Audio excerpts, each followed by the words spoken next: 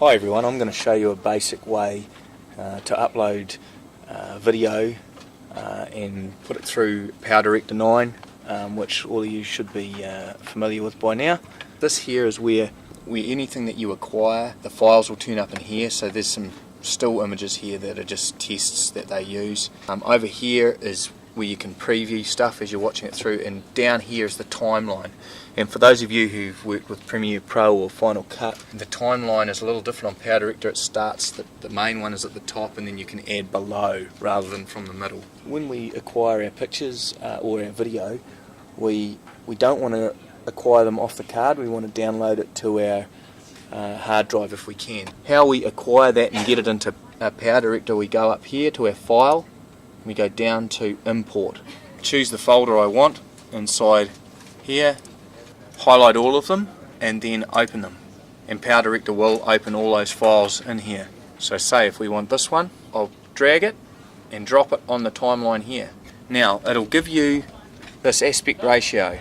If you want to change it, say no. Because it's widescreen on the Mark IVs, you want to keep it.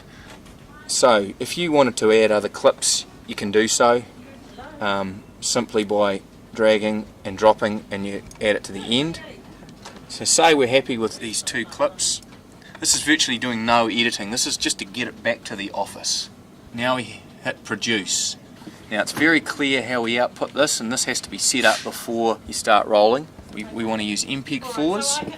I've set up a custom setting here, and it's called Test 1. 640 by 480 frames a second, progressive. Now I've dropped that bit rate to 768, which is quite low. So that makes it a smaller file size. So this should only be around about 10 to 20 meg by the time I send it. So you start off here, profile name, go to video where you've got to change your settings, and then audio where you can just leave them. So we hit OK there. Pretty simply now, we just go start. Now the other thing is, you can change, by clicking here, you can change where your output folder is. I've already put PD, PowerDirector Video Output. I click in here, and this, I can change the name of my file, Test A, and it's obviously MP4. I hit save, and as you can see here, it's now gone to my video outputs folder, and it's going to be called Test A. Then I can hit, pretty simple, I hit start, and it'll start working its way through rendering and producing the video.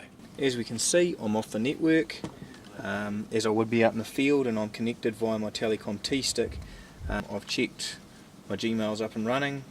We can connect to FileZilla. Now I'm connecting to the Stuff video FTP. Now you need to make sure that IT has that set up in your system. You can see all this previous videos that people have sent in. What I do is I open my folder and I find my video output, and it's simply a case of, when you can see all these, you just grab and drop it into there, and here we can see our video is now starting to FTP through. As you can see there, guys, we know it's transferred because we can see it dropped in the folder there. It's pretty clear. So then what we would also do then is straight away go to Gmail or whatever online web email you can use. We would create an email to Stuff Newsroom, and we would simply let the guys know that there's a video arrived, and I should also follow that up with a phone call if you can, if you know who's on.